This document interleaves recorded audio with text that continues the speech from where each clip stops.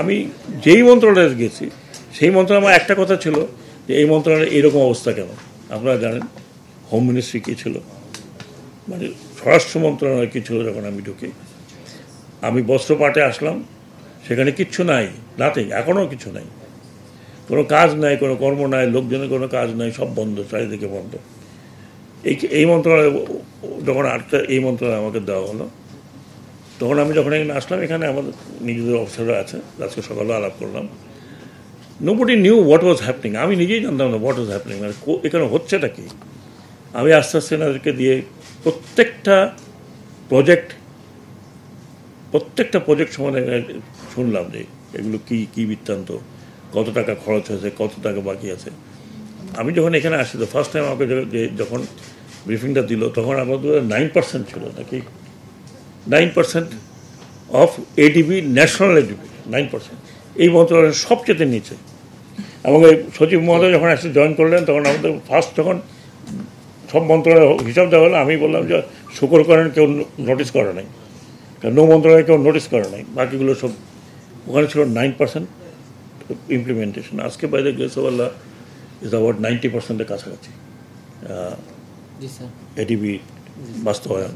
তার মানে 1 বছরে আমরা এতটুকু কাজ করতে পারি। এই কৃতিত্ব তো আমার একার না, এই কৃতিত্ব পুরা নৌ মন্ত্রণালয়ের প্রত্যেকের। Everyone work very hard, so much so এই মন্ত্রণালয়ে যতগুলো কাজ হয়েছে সবগুলোর পেছনে আমি আমাদের অফিসারদের বলেছি, আমি যেরকম যাই বাইরে, আপনারা সেরকম বাইরে যাবেন। বাইরে গিয়ে ব্যক্তিগতভাবে দেখবেন কোথায় কী কাজ হচ্ছে, কোথায় কোন কাজের খপ্তি আছে, যাতে ওনারাও জানেন, আমিও জানি। আর আপনারা জানেন যে আমি প্রতি সপ্তাহে কোথাও না কোথাও বাইরে যাচ্ছি। এখন 2 মন্ত্রণালয়ের কাজের মধ্যে বেরোই, এবং সেখান থেকে ধরেন অনেক কিছু কাজ আমরা করেছি। প্রত্যন্ত অঞ্চলকে মানুষগুলোকে কমিউনিকেশনের জায়গাগুলো করে দিয়েছি। আপনারা জানেন বড় বড় জায়গায়, যেমন সন্দ্বীপে গত 60-70 বছর কোনো কমিউনিকেশন ছিল না, সেটা করা হয়েছে। মহেশখালী করা হয়েছে, এরপরে কুতুবদিয়াতে আমরা প্ল্যান করেছি, হয়ে যাবে এই শীতের মধ্যে। হাতিয়া বন্দর ডিক্লেয়ার করা হয়েছে, দেশ গেল না এতগুলো বছর।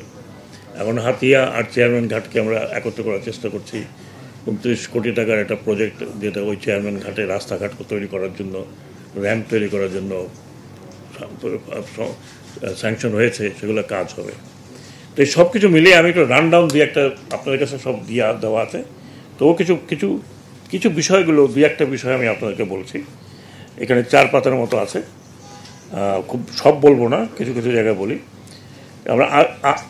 আমি আসার পরে দেখলাম যে আমাদের পোর্টগুলো, আপনারা জানেন আমাদের একটা গভীর সমুদ্র বন্দর তৈরি হচ্ছে, মাত্র শুরু হয়েছে, অনেক দূর এগিয়ে গিয়েছে।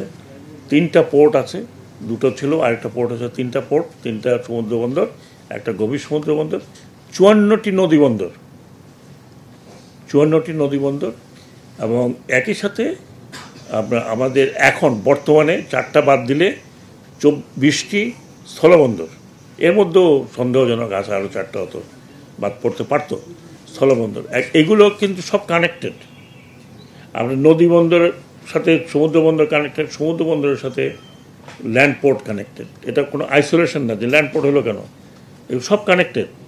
আর আমরা চেষ্টা করছি এখন, হয়তো নেক্সট গভর্নমেন্ট এসে আরও চেষ্টা করবে, এই বাংলাদেশের থ্রুতে যাতে নর্থ ইন্ডিয়া এবং নেপাল, ভুটান এরা যাতে অ্যাক্সেস পায়, যে কারণে মংলা পোর্টকে ওইভাবে তৈরি করার চেষ্টা হচ্ছে।